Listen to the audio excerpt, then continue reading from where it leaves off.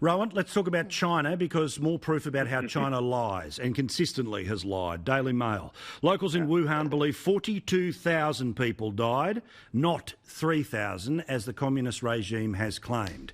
Interesting to hear that Michael Gove, who is speaking on the behalf of the government at the moment with Boris Johnson in quarantine, says there will be a reckoning for China. Now, I get it. We're not talking about anyone going a hot war here or anything even remotely like it, but there has to be a day of reckoning, and I don't believe the numbers out of China. I think numbers out of China were way worse than the United States. Way worse. Yeah, the one thing we've learned from this without a shadow of doubt, Paul, is that we cannot trust the Chinese government. We cannot believe a word that comes out of their mouths on anything at all. We've learned so much from this virus that we suspected. We had our suspicions. For example, that most of these companies that operate in Australia, so-called independent Chinese companies, they are all at the behest and mercy of the Chinese government. The communist government picks up the phone and says, all of you employees, for the next 3 weeks, they'll all be rushing off and buying up all the Aussie hand sanitizer and masks, as I told yesterday on Outsiders. They've also been rushing around, on the one hand shipping stuff out, on the other hand buying stuff in. You can't trust a word they say. So we've now got to look at those companies and say, well, hang on, we always pretended, and let's not beat about the bush here. There's a lot of very high-profile people in Australia, very, very senior ex-politicians, goes right to the top, who have made a lot of money out of selling and convincing us, the ordinary Aussies, that in fact the Chinese government and the Chinese companies working supposedly at arm's length from the Chinese government were all to be trusted and that was all fine. Absolute rubbish. We've seen that it's rubbish, and we've suffered because it's rubbish. Now, you mentioned, let's not have a hot war over this. No, but let's think of what does happen after a war. You have reparations.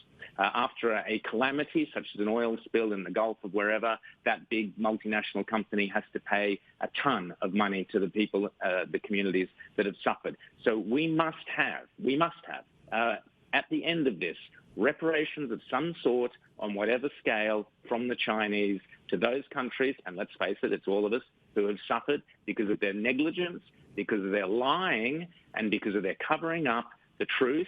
And they had a duty of care, as Terry Barnes writes in this week's Spectator, they had a duty of care to the rest of the world, which they deliberately avoided, and therefore they must be brought to account. They must be brought to pay.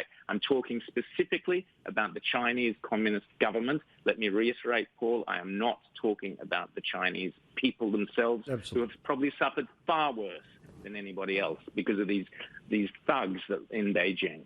Well, interestingly, when Pauline Hanson was on our show last week, she was talking about how the Foreign Investment Review Board should pause everything to do with foreign asset takeovers at the moment, and she was laughed at the time. Well, guess what ended up happening? This is the Treasurer today announcing that there is going to be even more stringent checks before anyone is able to purchase something that already exists in Australia and taking it, in paper form at least, overseas.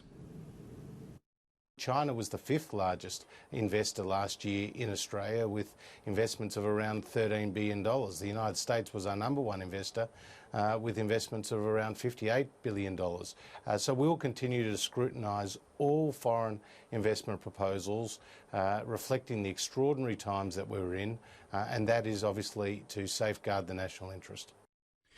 Now, Jenna, how important is that? It's one thing to say it, but also to do it as well, to make sure that there is at this point in time, we sit in this global economy, that's why we are where we are, free movement of people, all the rest of it here. But the truth is, one of the reasons you should always think twice about selling off overseas is moments like this.